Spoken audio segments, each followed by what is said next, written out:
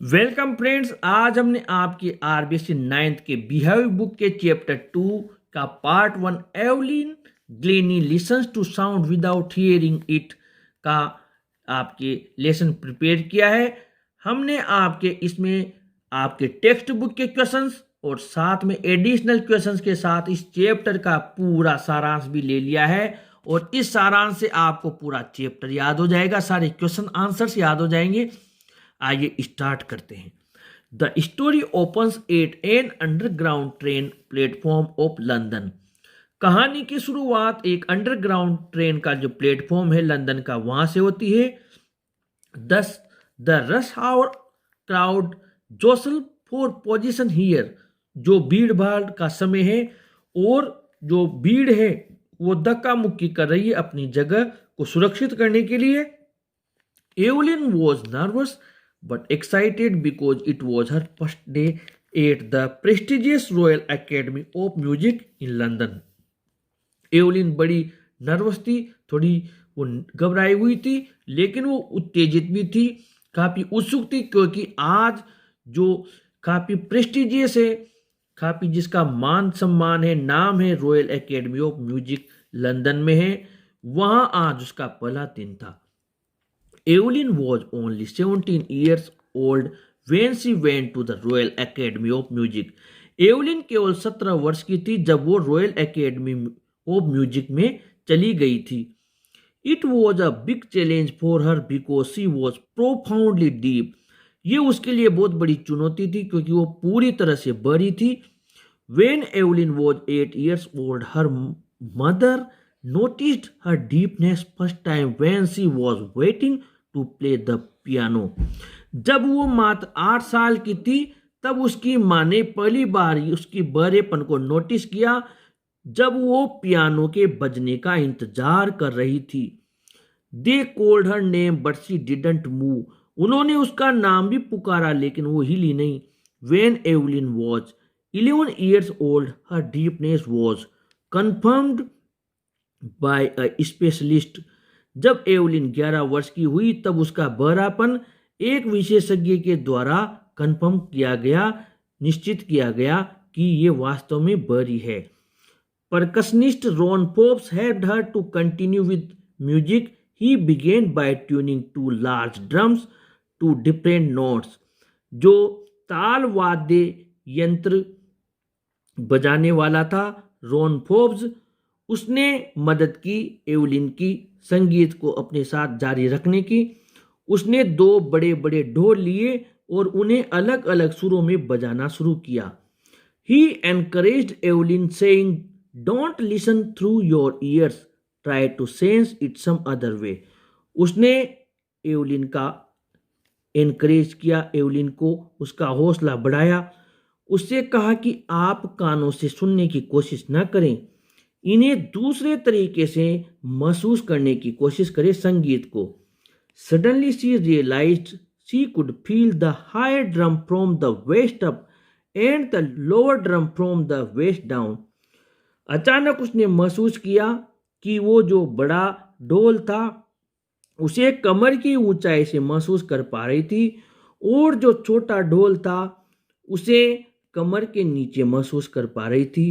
Forbes repeated the exercise and soon Evelyn discovered that she could sense certain notes in different parts of her body. Forbes ने इस exercise को बार बार repeat किया और जल्द ही Evelyn को यह महसूस हुआ, संगीत के सुरों को वो अब महसूस कर सकती थी उसके शरीर के अलग अलग भागों में। उसके बाद she toured the United Kingdom with a youth orchestra. वो यूनाइटेड किंगडम की उसने यात्रा की युवा ऑर्केस्ट्रा के साथ, जो ऑर्केस्ट्रा संगीत समूह। She auditioned for the Royal Academy of music and scored one of the highest marks in the history. उसने रॉयल एकेडमी ऑफ म्यूजिक में भी ऑडिशन दिया और इतिहास में सर्वोच्च अंक लेकर उसने टॉप किया, जो कि इतिहास हिस्ट्री ऑफ द एकेडमी अकादमी का इतिहास। She gradually moved from orchestral work to solo performance. वो धीरे धीरे जो सामूहिक जो परफॉर्मेंस थी उससे अब सोलो परफॉर्मेंस के तरफ आगे बढ़ी। सोलो परफॉर्मेंस का मतलब अकेली ही वो परफॉर्म करने लगी। At the end of her 3 year course she had captured most of the top awards. उसके कोर्स के जो 3 साल थे उसके समापन होते होते उसने अधिकतर जो बड़े अवार्ड थे सब अपने कब्जे में ले लिए, वो जीत गई। Evelyn got right to the top, the world's most sought after multi-percussionist with the mastery of some thousand instruments and hectic international schedule। Evelyn अब सबसे ज्यादा उसकी डिमांड थी, मोस्ट sought आफ्टर मल्टीपर्कनिस्ट का मतलब है उसकी सबसे ज्यादा डिमांड थी और उसने मास्टरी प्राप्त कर ली थी 1000 वाद्य यंत्रों में, और उसका सबसे बिजी व्यस्त अंतरराष्ट्रीय कार्यक्रम होता था। Evelyn brought percussion to the front of the orchestra. Evelyn ने वाद्य यंत्र बजाने की जो कला थी, उसके पास में जो ढोल बजाने की कला थी, उसे ऑर्केस्ट्रा में सबसे आगे लेकर आई। She gave regular concerts and also pre concerts in prisons and hospitals. उसने लगातार अपने संगीत सभाएं की और कहीं फ्री में भी संगीत सभाएं की, जेलों के लिए और अस्पतालों के लिए। Evelyn had inspired the handicapped bye her achievements in spite of being a handicapped. उसने अपंग लोगों को के लिए भी एक प्रेरणा साबित की उसकी उपलब्धियों से, जबकि वो स्वयं भी एक हैंडीकैप्ड थी। The handicapped look to her and say if she can do it I can. जो अपंग लोग थे, जो अपाहिज लोग थे, वो उसे देखकर कहते, जिनमें शारीरिक खामी थी, कि ये ऐसा कर सकती है तो हम भी ऐसा कर सकते हैं। The man with bushy beards were troublesome for Evelyn because she had to watch not only their lips but also their whole face. जो झाड़ीदार दाढ़ी वाले लोग थे वो एवलिन के लिए बड़ी परेशानी वाले थे, क्योंकि उसे उनके होठों के अलावा उनका पूरा चेहरा देखना पड़ता था, स्पेशली द आईज, आंखों को भी, टू अंडरस्टैंड देयर एक्सप्रेशंस, उनके हाव भाव समझने के लिए, for what they were saying, कि वो कह क्या रहे थे। अब यहां पर हमारे क्वेश्चन 1 आ जाता है, how old was Evelyn when she went to the Royal Academy of Music. जब Evelyn Royal Academy of Music में गई तब वो कितने वर्ष की थी। और ये क्वेश्चन नंबर जो 1 है इसका आंसर हमें यहाँ से मिल जाएगा, वो 17 वर्ष की थी। यहाँ से लेकर यहाँ तक हम क्वेश्चन नंबर 1 का आंसर लिख देंगे। क्वेश्चन नंबर 2 देख लेते हैं, where and how does the story open. कहाँ से और कैसे कहानी की शुरुआत होती है, और इसका आंसर हमें सबसे ऊपर मिल जाएगा यहाँ पर। ये क्वेश्चन नंबर 2 का आंसर यहाँ से यहाँ तक है। क्वेश्चन नंबर 3 देख लेते हैं, why was Evelyn nervous at the platform. Platform पर एवलिन थी वो निराश क्यों खड़ी हुई थी, घबराई हुई क्यों थी। और इसका आंसर आपको मिल जाएगा यहाँ से लेकर यहाँ तक, यानी दूसरे का आंसर यहाँ तक आ रहा है, दूसरे में से हमने तीसरा बना लिया यहाँ से लेकर यहाँ तक। क्वेश्चन नंबर 4 देख लेते हैं, who helped Evelyn to continue with music, what did he do and say. Evelyn की संगीत को जारी रखने में किसने मदद की, उसने क्या किया और क्या कहा। और इसी में प्लस है, how did Ron Forbes begin to teach Evelyn music. Ron Forbes ने एवलिन को संगीत कैसे सिखाना शुरू किया।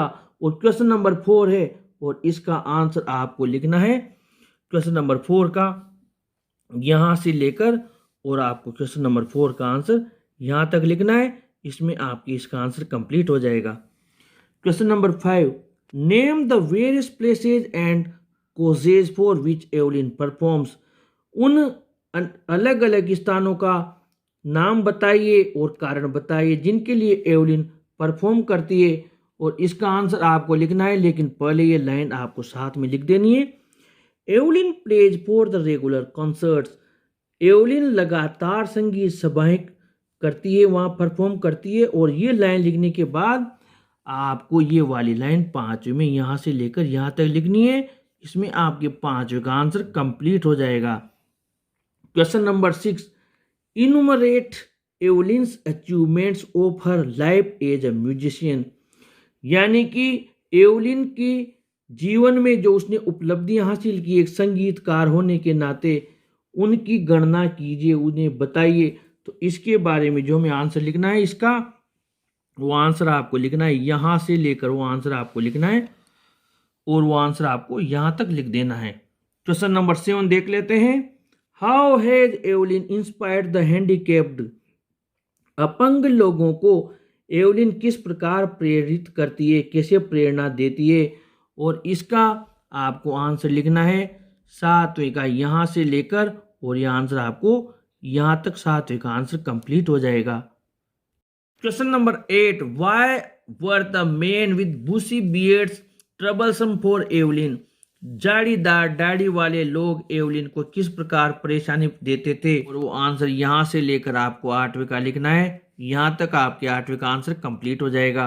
Question number 9, describe Evelyn service to music, Evelyn की संगीत के प्रति जो सेवा थी उसका वर्णन कीजिए।